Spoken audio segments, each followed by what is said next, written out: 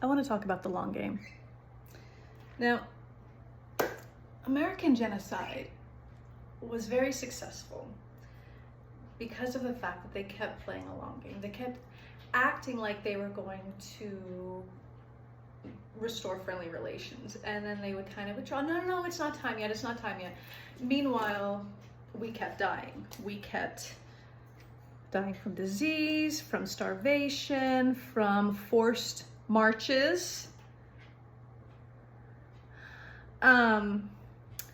We would also have, like, we were put on reservations for our safety so that we could continue our way of life. It was a glorified ghetto, a woodland ghetto. And we were put on these ghettos, and people were allowed, like settlers were allowed to come in whenever they wanted and kill us. Like, they had no problems with that. In fact, the California government like paid a lot of money for settlers to kill indigenous people per scalp or head. And the thing is that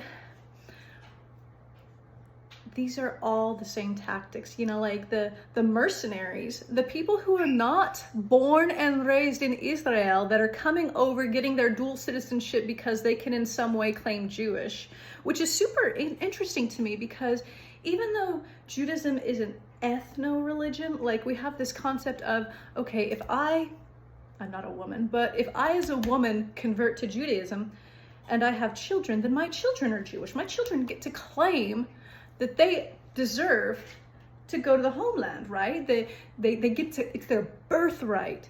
Even though I wasn't born Jewish, I'm not Jewish by lineage at all, but if I converted, if I was willing to convert, and my children were born Jewish, then they would have the right to go to Israel. And this is playing games. See, it's creating this idea that this person from Australia deserves to be in Palestine more than someone whose family planted those olive trees 100 years ago. There's an olive tree, I believe they said that it's 4,000 years old. It's just outside of Bethlehem. I wonder if that one's going to survive. I really wonder if that olive tree is going to survive. And you know, it's interesting because Christians have got such a short attention span for this. As soon as Christmas season kicked off, man, sorry, we don't have time for genocide. We got to celebrate the birth of our Palestinian king. Wait, I'm sorry, what was that? What was that part? Our king. No, that part before it. Well, he's not really Palestinian. He's technically Jewish.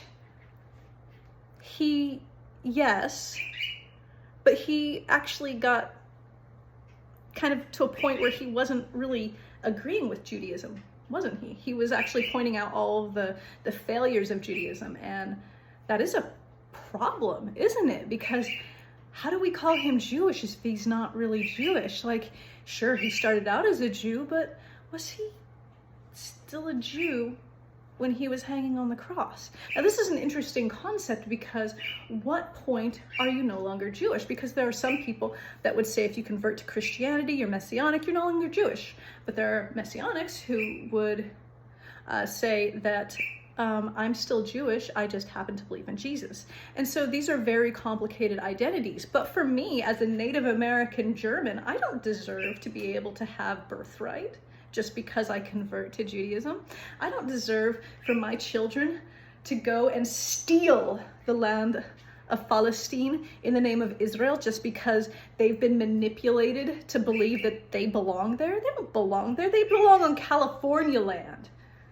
That's where they are indigenous to, right? Because they're Native American, they're California indigenous if they're born.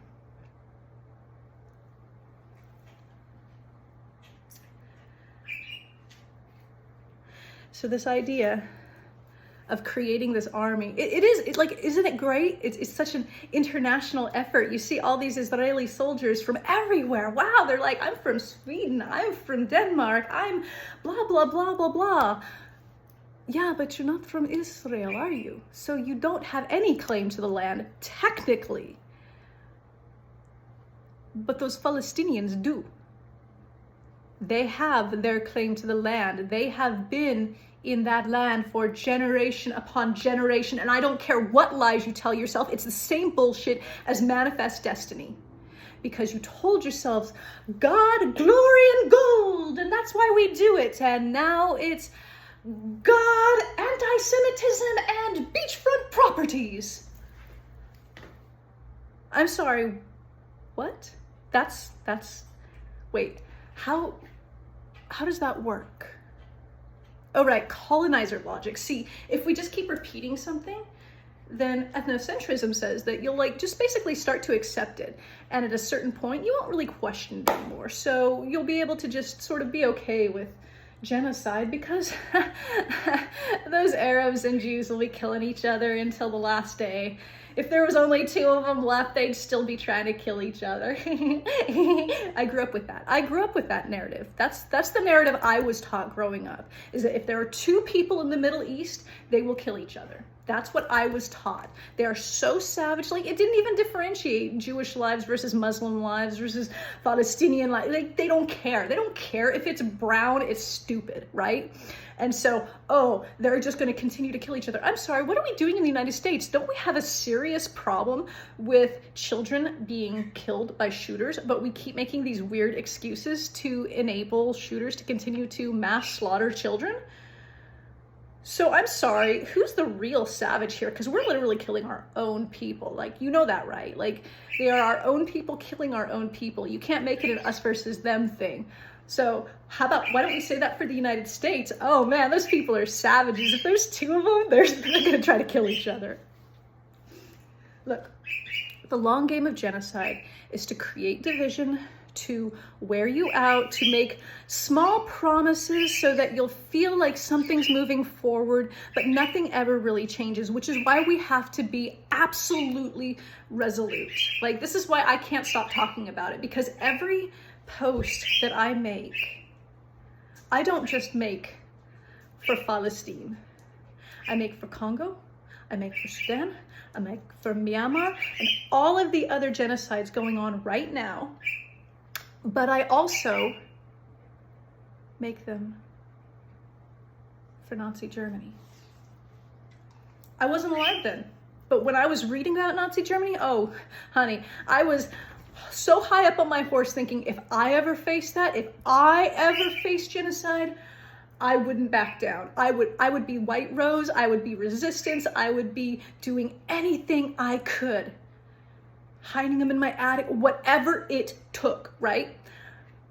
And it's the same with Native Americans. Every post I make for Palestine, every show of solidarity that I present isn't just Palestine. It's visibility for my people when we were being genocided and nobody cared. It is for Flint, Michigan, which has been suffering for so long now, and nobody cares. For every reservation that doesn't have clean water, for every reservation that has broken out windows, for every bombed space, for every collapsed mine. That's why I make these videos. And I will not pretend like this is some sort of game. I'm not doing this for clout or followers. I'm doing this because you can't turn away from genocide. That's how we continue. You can't make excuses. You can't be like, oh, I'm tired. I'm tired too, bitch. Oh my God, I am so tired. I am so tired. I'm tired of waking up and worrying if Bisan or Motaz will still be alive. I'm tired of waking up and crying every time I see Grandpa Khalid. I'm tired of seeing live notifications and I feel the need to jump on to hear whatever atrocities have been happening today because I need to know, I need to stay informed, I need to know the best way to move this conversation forward.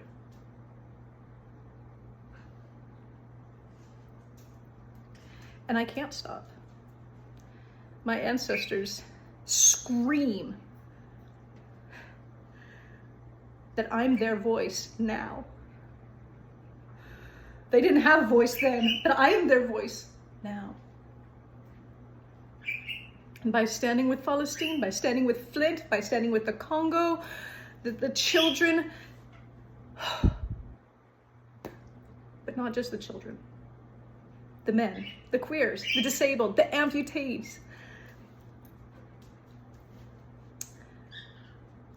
I'm my ancestors' voice now. And they scream at me, don't give up, because we didn't give up. So many of us died. It was so dark. There was so little hope. But we didn't give up.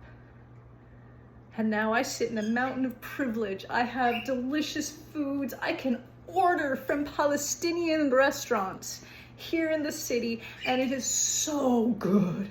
Oh man, I eat food that Palestinians should be able to eat right now, but they can't. I have delicious chicken and rice dishes and oh, the bread and oh.